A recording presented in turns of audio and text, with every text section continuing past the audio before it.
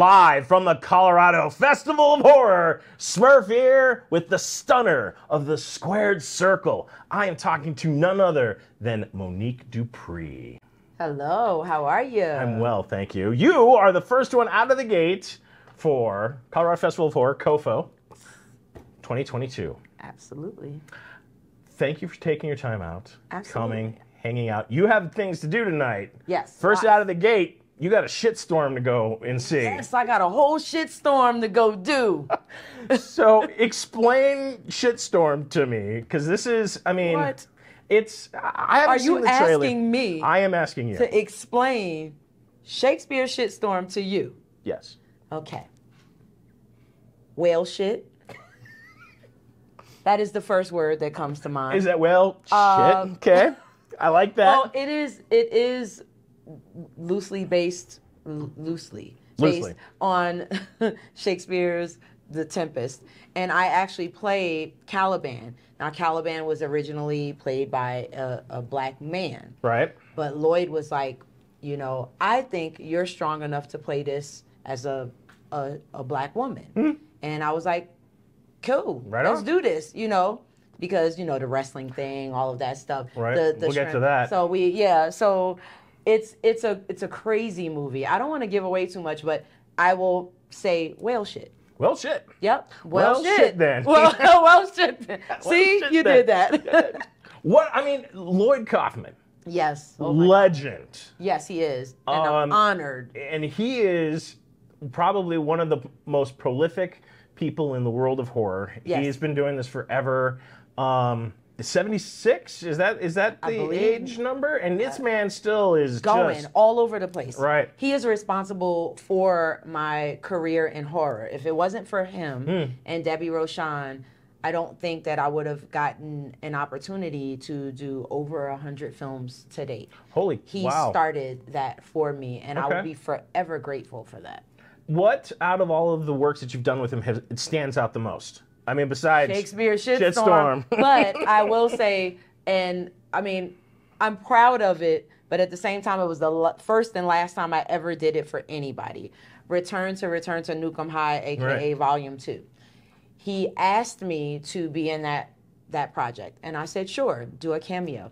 And we never talked, because I love Lloyd, we never talked about wardrobe.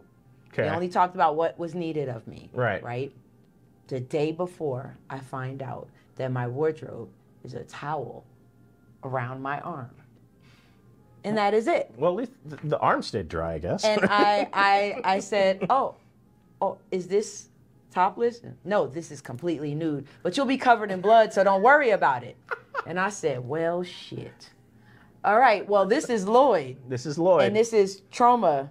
Yeah, Trauma Studios. And this is Nukem High. I'm gonna do it. I'm going all in. Extreme. And it was to the point where I said, you know what? I'm gonna give you a bonus. I'm gonna take this cell phone and I'm gonna put it under my boob. Now I'm wearing a phone and a towel. How about that? And at no times did my hands leave my wrist. Nope. Nice. That is fantastic. Because I had the privilege of talking with you and your husband, Saint. Yes. Who's a freaking badass. My God. He is. You guys have some wild stories, and I know we don't have the time to cover a fraction of what we talked about. Yes. But I'm very curious about your upcoming film and your traumatic water death. How many death scenes have you done? And explain a traumatic water death to me. Well, I've actually died a lot because I played a bad guy, and a lot of the times the bad guy has to die in almost everything. Pretty much. So I did this film during the pandemic in Cuyahoga Falls, Ohio, called The Beautiful Ones. Right. And I really loved this project because they gave me free reign to create what I wanted to create. But I never worked with, you know, these guys before, so at first I was a little hesitant. So the first day I was a little, you know. Right. By the second day I was like, you know, I know what I want to do with this character. I want to do like a black Harley Quinn and just go all out. And it was so great. They were like, we just need to go back and film that first scene from the first day. Right. And I want you to do it just like this, and from now on, just do that. And they just allowed me to do whatever I wanted to do, and it was amazing. I got to chop off heads. I got to do all of this stuff. But I also had this one scene, you know, where it was like my first real big water death. And it was a one take thing. If I messed it up, they couldn't do it again. Right. Unless they flew me back out. So it was a lot of pressure on me. And they kept hesitating, like, cut before they would go rolling. Cut, wait a minute. Are you sure you're ready? Are you sure you can do this? We're not going to kill you, right? Because, you know, I mean, they had people on standby and it was a safe environment. Right. But I had to hold my breath underwater after being shot. I had to fall face first into the water and just lie there floating. Holy God. In a leather jacket. Jesus. And I was like, I can do this. I am Monique motherfucking Dupree. Meanwhile, I was like, I don't know if I can do this. But I wasn't going to tell anybody else that. All right. Nailed it. Well, you can't, you can't show weakness. I know you can't. I don't ever, like, I mean, in here, I'm conversating with myself. Right. I'm debating with myself, but I'm telling the other voice to shut up. I can do this. So that's everything that was going on. But it was so amazing because everything was perfect. Right. We only had like 15 more minutes to shoot. And if I had messed that up, that was going to be it. Dunskies. I was going to hang my head down and just walk away. But I nailed it, and it was so great. And I cannot wait to see it like in the actual film. But it was one of my deaths that I was really proud of. Nice. It took a lot to do. Would you rather be the victim or the murderer? The murderer all the time. I'm the heel in wrestling, so it's like I'm almost always the bad guy. I don't think I've been an anti-hero, but I don't think I've ever been, you know, the hero. Right. And I'm okay with that. I feel like I want to be the female Danny Trejo. Bring it on. Those are some spectacular shoes to follow in. That's what I would like to do. That's what I would like to do. I could just see you and Trejo just going at Machete 3. Look, Dupree. This is Trejo. what I would like to do. I don't have the big tattoo right here, but you know. That would be a little distracting. You have other distracting right. qualities. I'm good. I'm good where I am right now. So wrestling, which I'm absolutely blown away by. I mean, is it real? Of course it's real. It really is. What people don't understand is it's scripted. Yes, it's very scripted. It's like you know, a soap opera with fight scenes in it. Right. You know, so it's scripted, but the physicalities of it is very real, and people just, unless you took one day to do some training that we do. Right. That's when you would know it's real, because your body the next day would tell you just how real it is by how much you're hurting. I have suffered concussions, and I don't even wrestle full time. You know, I just kind of got thrown in, sort of like the ECW women. Right. You know, working House of Hardcore, I kind of got thrown into all of it at once in 2013. And I learned how to take bumps and everything. Tommy Dreamer taught me personally how to take bumps. And he used to just randomly, because I said, listen, I'm strong. I'm not weak. You can try me. Right. And he was like, you know, you give me your best shot. Yeah. And he was like, you can't take this kendo stick. I was like, anytime. Give it to me. He said, well, let me try by randomly chopping you. So I was like, just at any point in time. No, Inspector Clouseau shit right This was an open invitation. I said, I want you at the most unexpected time to chop me. He waited 2 months. Oh. And we were having a conversation with other wrestlers, and he just chopped me. Cagey bastard. Do you know what I did? Punch him in the throat? I finished my conversation. Oh. Without missing a beat. And he was like, I'm scared of her. He literally said that to everybody in the locker room. I'm scared of her because she just took my chop and he didn't hold back.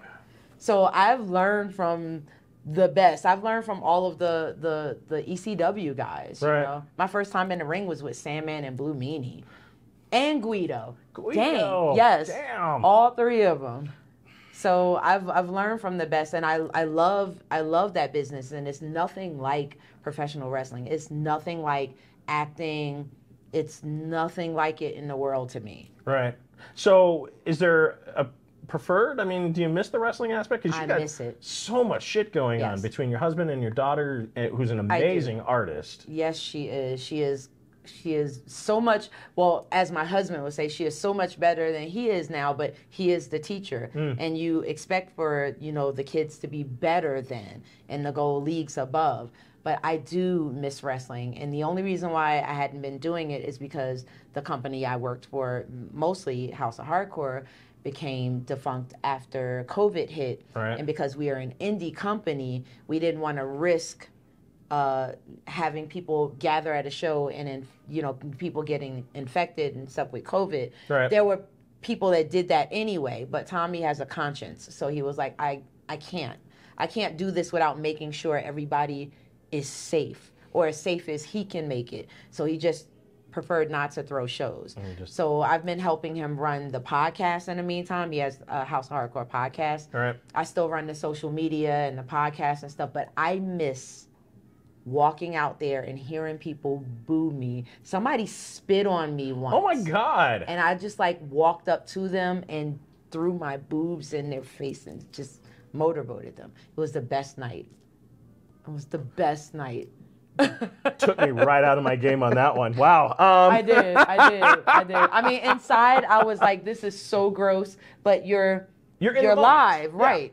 Yeah. You have to, you know, you have to sell it. Do what you do, exactly. So I do miss it. If I have any opportunities to go back to it on the indie circuit, I will. I mean, and I've worked for Impact Wrestling too, but I just miss the whole being out there. I mean, how much could you take your frustrations out on that mat where you're just like, well, you can take a lot of frustrations out, maybe not physically, but like when I'm doing stuff like screaming at people and stuff, right. I just channel all of the anger and the issues that I'm having in real life, and I throw it into that. But you don't want to throw it into actually, like, you know, wrestling or doing something with someone, right, because you don't want to hurt. Like that. Right. You have to, safety is always, you know, the issue. But when I'm doing something like walking out to the ring or, you know, doing a little stunt or something like that, I can take all of that anger and aggression that I always have, because my husband says I'm an angry black woman.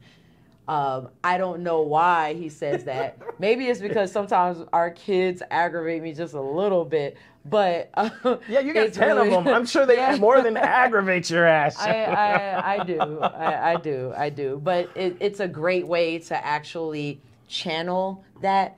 Also, when I'm playing like the bad guy, right. I mean, really acting helps me work through things depending upon the character that I'm playing, because you get to go outside of your head and really be somebody else. And I love, you know, going through that process of just becoming. It's something that's near and dear to my heart. I'm passionate about acting seriously, and people don't think so because I'm doing, you know, like a lot of indie right. movies, but I take each and every project that I do seriously. I don't care if it's one line of dialogue. I don't care if I'm the lead. I take it just as seriously because I'm just passionate about it. Is there one out there that you're like, I really want this one. If I could just get a shot, I want that. I want to try this. John. Well, first of all, I just want to be in a Marvel movie. I think all of us at this point want to just be kill me off. I don't care. I've skipped past all of that. I thought I was gonna be Michonne from The Walking Dead because my husband had turned me on to the comic books right. before there was a Walking Dead series. Yep. And I loved it so much that we did some like badass headshots and stuff like that, and I sent them out. But I apparently sent them out too late because 3 weeks later they had already announced, you know, the phenomenal woman that plays her anyway. From Black Panther. So that was already a done deal. So I had sent it in way too late. But I just thought I was gonna be Michonne. You could be Michonne. I had my head shaved at the time and everything. So I was like, I am going to be Michonne. But if I can be in any part of that, like I don't even mean like a main character, right. just having the opportunity to be seen and being able to work amongst something like that I love so much because I love comic books as well. So it would be great. So a big nerd background? I mean, okay, so my nerd background used to be like in sciences and math. Okay. And I also started dibbling and dabbling in comic books. So my husband is the god of all things nerddom. And I say that confidently because you can go ask him anything in nerddom and he's going to be able to answer you. Nice. I'm saying that with 100% confidence. You're not done. So he said, there's no way you're going to be my wife. The expectations, right? And I said, bring it on. So I became a sponge and started learning so much, and we'd go to the comic book stores. One day I was dressed kind of as Lara Croft, and like all the guys were playing D&D, and everybody just stopped and looked at me. Apparently, according to my husband, there weren't many women that looked like me that went into the comic book store. And then I was dressed like Lara Croft, unbeknownst to me. That was how I dressed. He's just put this on. Well, you saw what totally I had. Set you up. He probably did, but like you saw what I had on earlier. I like to wear these like little strappy things that strap on my legs, and it looks like I'm about to go fight a battle or something. But it's what I wear every day. So it's like, let's go to the comic book store. And, you know, they would just stop, and then we got free comic books that day and everything. It was awesome. So you could go get him, like, signed free shit at shows, is what you're saying. I do. I do. I didn't get to do it with Stan Lee, God rest his soul, but I met Stan Lee, and he wouldn't let me go. I was dressed in a leopard print outfit. Oh. And he went to hug me for the picture because they ushered me to the front because I had that man a stroke. And he held me so tight and wouldn't let go. And it was like, Mr. Lee, there's other people in line. And I heard that 2 hours later, he said, bring back that cat girl because it's a sausage fest in here. And they went looking for me at this Comic-Con.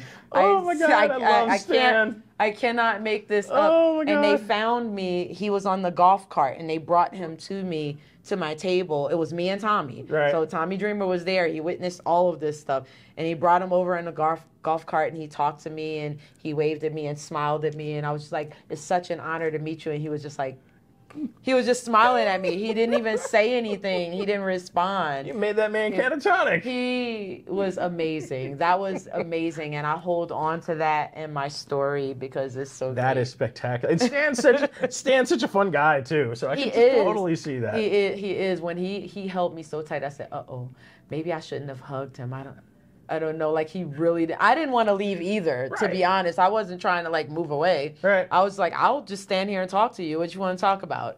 You know? But I was Lay it on me. What do you want to know? dressed as, it was like I was from Josie and the Pussycats. Oh, wow. I had that kind of. Yeah, because I was, like, immediately thinking Wakanda and the leopard print. Yeah. Black Panther style. Yes. Wow. And he couldn't get you in a Marvel movie? Well, he never even asked my name. Oh. I said that, you know, I had a table here, and he was like, that's great. I mean, he must have known enough to come find you. I mean, that's... Well, they knew my name, so they brought him over in a golf cart because they knew I was with the wrestlers, and we were all in one section. So it was like it was a Comic-Con in Chicago. Probably like C2E2. Keystone, I think. Keystone? I don't know if it was Keystone. It was a Chicago convention. Good Chicago show. Yeah. So what do you got coming up? What's on the plate?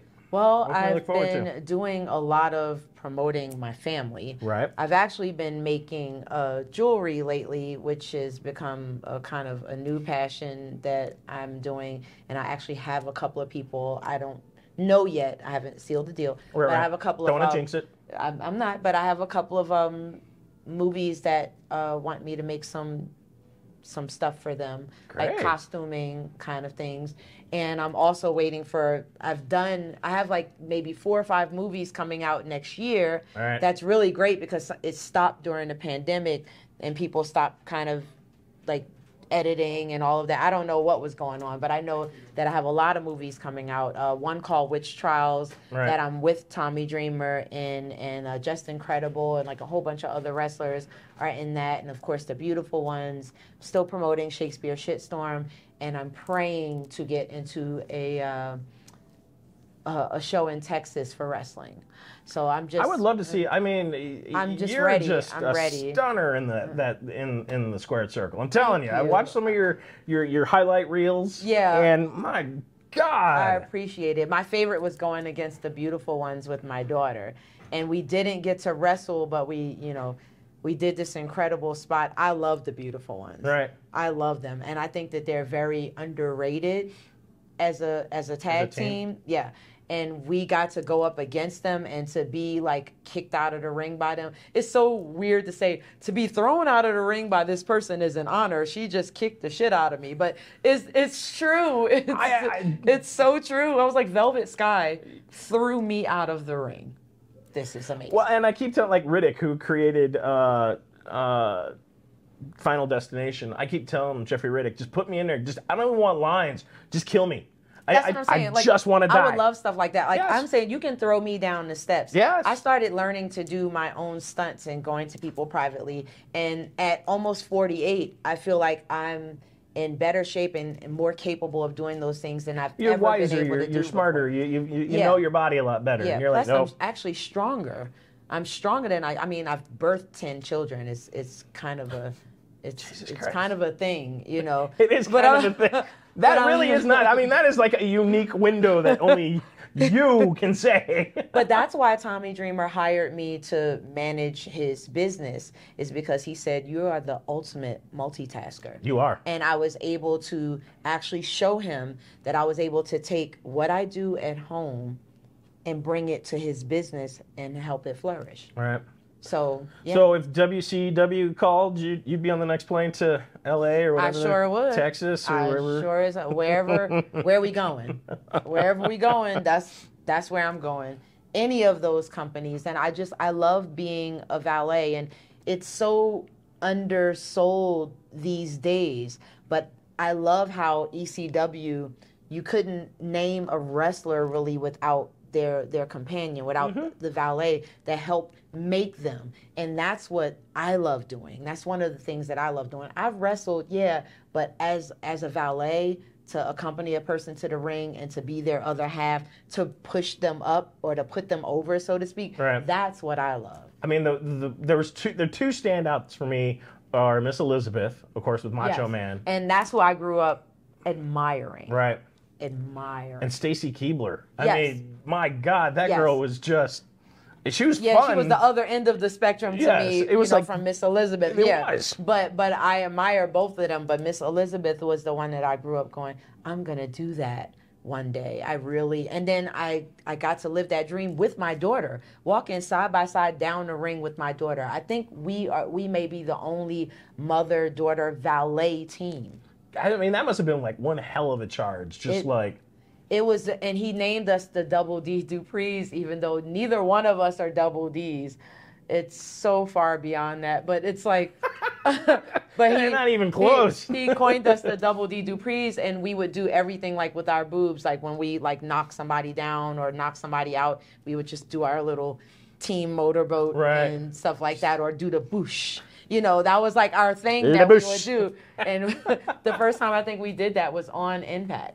Wow. So it was pretty cool. So a lot of people may not know this, and we can veer away from it if you want, but your brother is someone we've talked about a lot on this podcast, Tony Todd, who's a friend. We know. And we've been... we exchanged stories about Tony. We love you, Tony. But I mean, are you two going to team up ever in like a film or a cartoon or anything like that? He's written a couple of things where he always... includes me as a character that he wants to get off the ground, but it's like he's always so busy. I don't know when he's going to have time to, but they're his passion projects. So I feel like he's waiting for the right moment, because that's who he is. He waits for the right moment for things. But you know, his first love is theater, so he goes back to the theater first. Well, and he always told me when we were hanging out, he always wanted to do his one-man Broadway show. Yes. And he is very passionate about it. He's gonna do it one day. And I want to be there front row when he does. I told you, I've been there for all of his theater performances, and I was really sad that I missed this last one. But the year prior, we actually was there with him for the whole 4 weeks. All right. The whole 4 weeks. So he's amazing. He is an amazing human being, and I'm not just saying that. No, and you can attest to that. I can attest to that. He's an amazing human being. Now he's a Sagittarius just like me, so we do bump heads. Right. But your family. Yeah, and I mean, you know, but the thing is that we always stick together and we always look out for one another. He always shouts me out on social media because I'm the one that started his social media. So he would not have been on there if it hadn't been for me. I literally would have to convince him over drinks. And I was like, just let me start your Instagram. Finally, he's like, he throw his phone, go ahead. Just don't look at nothing else. Go ahead and start my Instagram. You even got the mannerisms right. Yeah, I mean, that's just so... because I know this is exactly what he does. Yeah. And then I started his Instagram. Then I got him verified because I'm like, why don't they verify my brother? But this is what I do. I do a lot of social media stuff. Right. Then I started his Twitter, and he was like, listen, you're going to stop asking me about all of these social media sites. Then I did Facebook for him too, but he got off of Facebook, but he loves Twitter and Instagram. So, you know, I'm the reason why he's on there, and I think that Twitter is so much better for it. And we even have Tony Todd Tuesdays, which I want to get trending every week. All right, well, because we need some good in that Twitter universe, you know. We will be sure to share Tony Todd Tuesdays. Please do that. I love that. How do everyone at home and the followers around the world stalk you properly, follow you, keep up with the business? Well, when in doubt, just Google Monique Dupree. But because my Instagram was hacked. My verified Instagram was hacked. So it used to be the original Gata, and it's still there verified, but it's been hacked. They took everything, all my monetized stuff. They're making the money from it. They're all of that because Instagram has not responded to my request to shut it down so that I can re-verify. But my Instagram is Monique Gata Dupree. And all my other social media is the original Gata. So you can find me on that. And if you see me verified, you know that it's me. Excellent. So, I mean, we're at an end. You have Shakespeares Shitstorm to go get. Yes. I do appreciate you I sitting love with that us. We could do this. This is great. See, this is awesome. I can do this for a long time. The box is way over there. So I have a request, and you can say no because it's a silly request, but I would love if you would give us the sign-off, escort style, to say goodbye and to kick off the Colorado Festival for you. You can say no, Monique. I know this is completely on the spot. And this is just me being silly, but you know, I'm gonna. You want me to sign off? You know, give us an escort. You know, punch. No, I mean not hit me, but you know. Oh yeah, because I could do that easily. That. Like that's the easy part. Laid Smurf out in one shot. I'm not sure that I know how to. Okay, that's fine. I figured I would just throw that out there. And how to do that because I don't want to be Gracie right now. Oh, I've been doing so good. You have. I've been doing so good. Inside story that we had at the bar earlier. It was great. I do appreciate you. I'll be by later. I got to get something signed because we don't have the poster up. But everybody that comes through on the podcast, we have them sign the poster, and that goes up in the studio. So. Okay, awesome. But thank you. And on that bombshell, we shall say goodbye. Give us a like, give us a share. Go over and follow Monique Dupree. Almost just totally butchered that. It's not a podcast unless I butcher your name. Give us a like, give us a share. But in the meantime, run fast, laugh hard, and always be kind. See you in the funhouse. That's how you sign off. That's how you sign off. That's how you sign off.